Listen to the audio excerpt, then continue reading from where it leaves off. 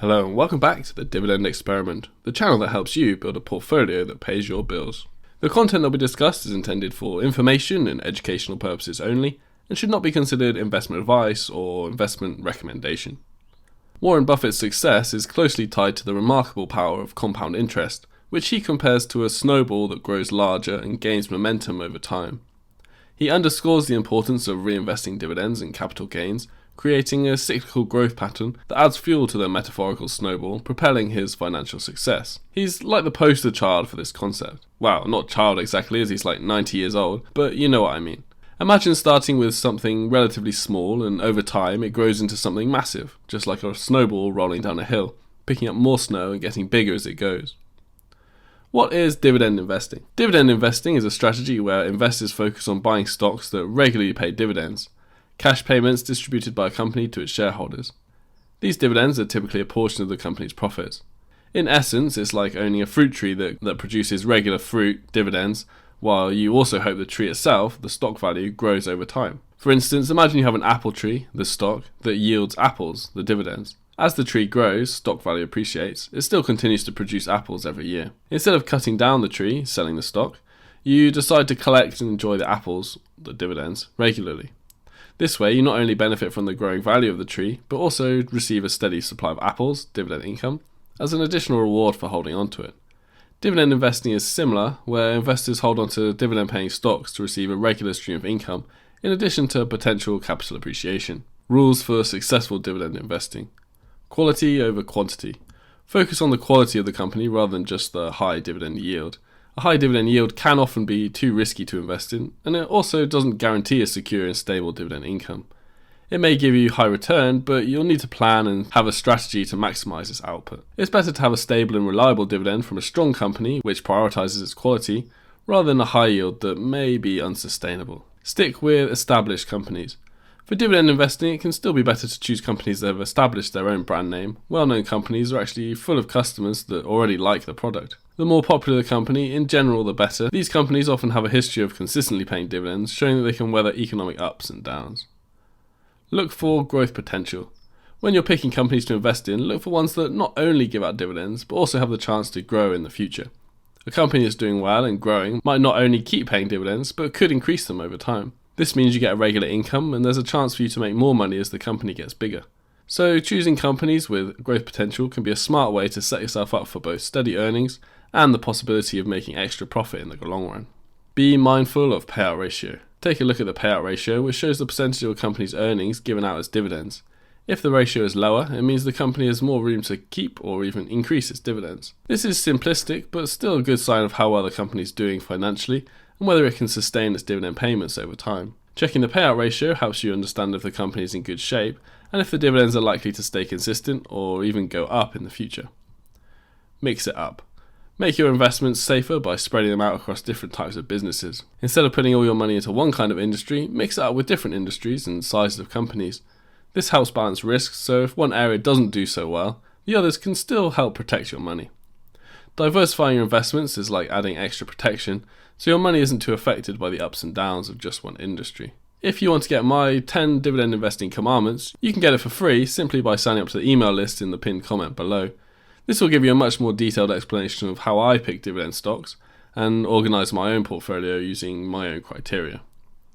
So what is the snowball effect? Now you understand how to pick dividend companies, imagine you invest a small amount of money in a profitable venture. As the venture succeeds, you make more money. With the increased capital, you can make larger investments, leading to even greater returns. The success builds on itself, just like a snowball rolling down a hill gathers more snow. In essence, the snowball effect in dividend investing is like multiplying your returns by reinvesting the dividends. It's a continuous process of growing your investments, much like our earlier analogy of planting more apple trees to yield more apples. Suppose you invest £10,000 in a dividend-paying stock with an initial dividend yield of 4%. This implies an annual dividend income of £400. Instead of cashing out these dividends, you decide to reinvest them in additional shares of the same stock. In the first year, with a stock price of £100 per share, your £400 dividend income allows you to purchase 4 additional shares, and now you own a total of 104 shares. Fast forward to the second year, assuming the stock price stays the same, your 104 shares now generate a dividend income of £416. This time you reinvest the entire amount, acquiring 4.16 additional shares, and now you own a total of 108.16 shares. This process continues, and over the years, the number of shares you own and annual dividend income both increase. Let's say after 10 years, you own 150 shares, and the annual dividend yield has now grown to 5% due to the company's consistent growth. Now your annual dividend income is £750, or 150 times 0.05. Okay, that's great in theory, but let's give a couple of realistic examples. Example of a real dividend stock. Let's give an example of a company that is famous for giving money back to its investors through dividends. Imagine you own shares in CocaCola, stock symbol KO, an American company traded on the New York Stock Exchange that you've probably heard of before. This company, CocaCola, has been sharing its profits with investors for 61 years. This makes it a dividend king, the highest rating of dividend payment history you can find.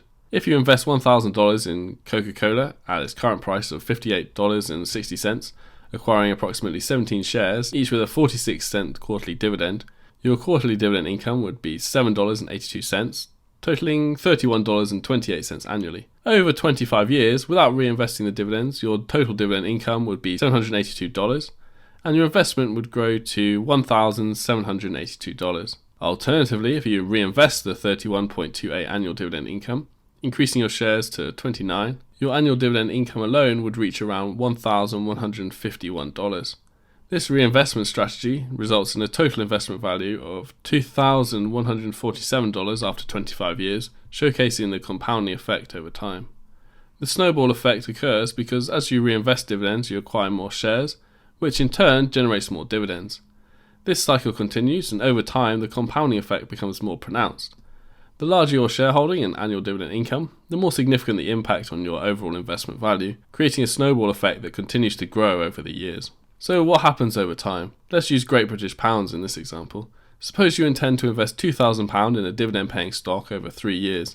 The dividend compounds annually, indicating that it increases each year and is used to acquire additional shares. Assuming a share price of £55.38 and an annual dividend of £3.08, the number of shares you can obtain is 36.14 if you allow for fractional shares. This results in a dividend yield of 5.5%.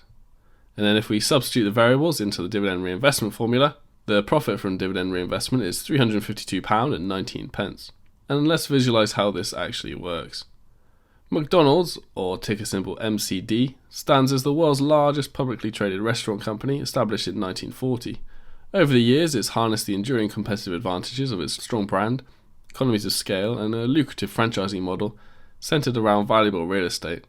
This has enabled the company to consistently enhance shareholder wealth over numerous decades. Additionally, McDonald's boasts an impressive upward trending exponential total return curve. This has resulted in an astonishing 55,566% increase in yield on cost for the initial shareholders. It's important to highlight that the dividend did actually remain intact in 2008. The change was a shift from annual dividend payment to a quarterly one, causing a disruption in the continuity. Overall, the decision still lies to the investor, as it will determine their investment style or strategy. Reinvesting dividends isn't just about getting more money each year, it's like making your initial investment grow into a big financial snowball over 30 to 35 years. This not only boosts your yearly income and overall investment value, but also protects your investment from the ups and downs of the stock market. It's a smart strategy that helps your money grow steadily and keeps it more secure in the long run. If you liked this video, and if you made it this far, I'm guessing you probably did, then I have some good news for you. I'm giving away my PDF guide to the 10 dividend investing commandments, or the criteria that I use to pick dividend paying stocks, and I'm giving it away to you for free. All you need to do is submit your email in the link below and it'll get delivered to your inbox straight away. Again, that's for free. But that's not the only benefit of joining the email. You also get updates on the almost daily dividend portfolio, interesting stock ideas or news, and special deals and free stuff that I can share with you. Thanks for watching, and I hope to see you on the next video. See you!